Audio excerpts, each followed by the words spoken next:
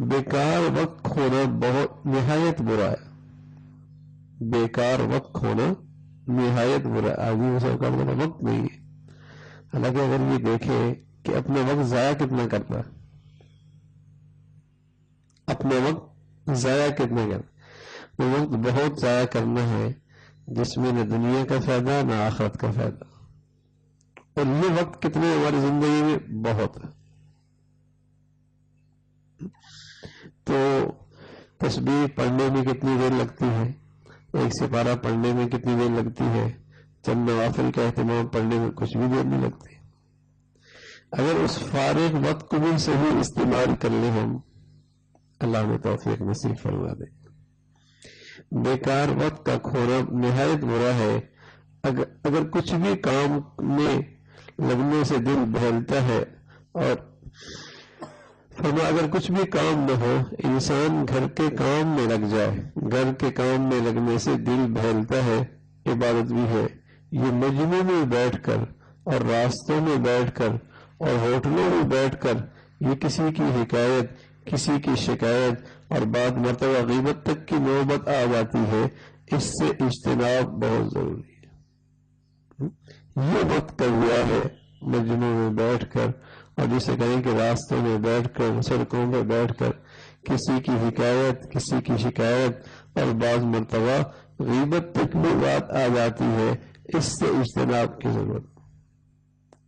اور اب تو اگر جس زمانے کی بات کر رہے تھے, اس زمانے میں تو یہ ہاتھ میں چیز نہیں تھی, اور جب یہ کھولتا ہے اور پھر کہیں پہنچ جاتا ہے تو اس پہ اتنی چیزیں ہوتی ہیں کہ بس اسی میں کھو جاتا ہے.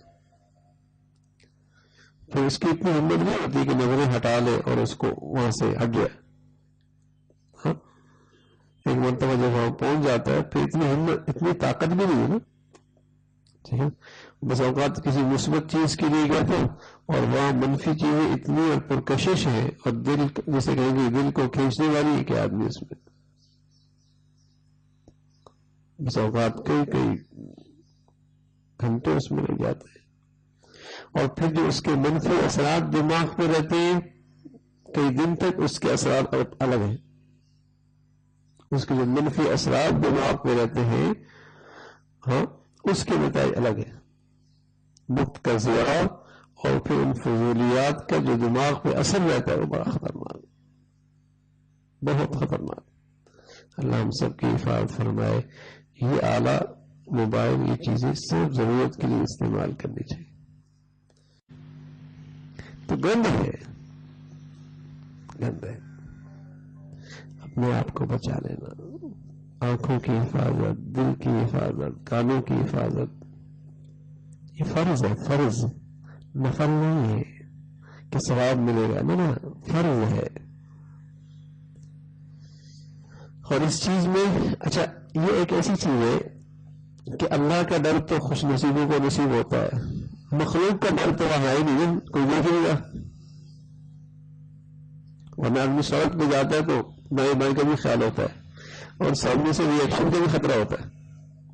ٹھیک, یہ تو ایسی بلا ہے کہ سوائے اللہ کے ڈر کے اور کوئی چیز اسے نہیں روک سکتا. کیا دیکھا ایسے, کیا دیکھا ایسے, کسی نے نہیں, نہ قانون کی رسائی, نہ کسی انسان کی نظر کی رسائی, نہ سامنے سے کوئی ریئیکشن کا خطرہ. لیکن اس کے اندر سے ساری کیفیت تباہ ہو گئی. نیکیوں کا نور جو مہینوں سالوں حاصل صفر ہو گیا.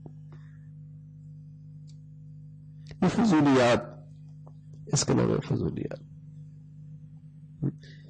اور یہ فضولیات آدمی کو پھر حرام میں مبتلا کر دیتی ہے. حرام میں یعنی کتنے گھاٹے کا سودا ہے, کتنی مشقتوں سے اور اتنی محنتوں سے دودھ اکٹھا کیا اور اس کی سلاخوں میں ضائع کر دیا. اتنی محنت اور مشقتوں سے دل کے برتن میں نیکیوں کا نور اکٹھا کیا اور اسے منٹوں سیکنڈوں میں ضائع کر دیا. کتنی بڑی حماقت ہے, کتنی بڑی حماقت ہے.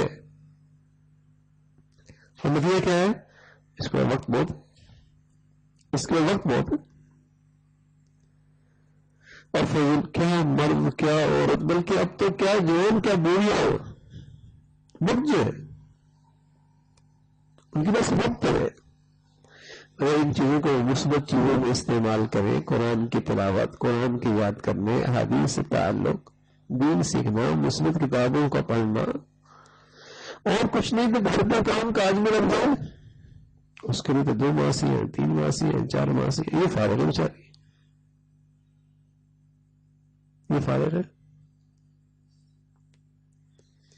اب پڑھنے پڑھانے کا ذوق شوق ہے نہیں، آخر وہی بات، وہی موبائل. اس کا مسئلہ جو ہے بوڑھی فارغ جو ہے، تو زندگیاں برباد ہو رہی، زندگیاں برباد.